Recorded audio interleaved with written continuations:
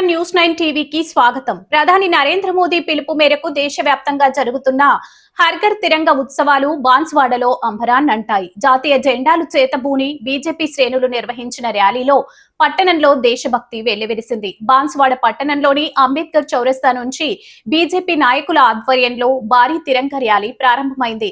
ప్రధాన వీధుల గుండా సాగిన ఈ ర్యాలీలో కార్యకర్తలు భారత్ మాతాకి జై, వందే మాతరం నినాదాలతో హోరెత్తించారు.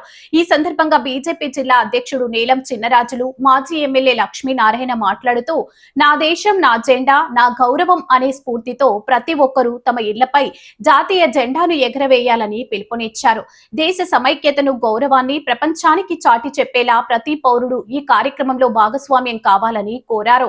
ఈ ర్యాలీలో పలువురు స్థానిక బీజేపీ నాయకులు, పెద్ద ఎత్తున కార్యకర్తలు పాల్గొన్నారు. మరిన్ని తాజా అప్డేట్స్ కోసం చూస్తూనే ఉండండి న్యూస్ 9 టీవీ.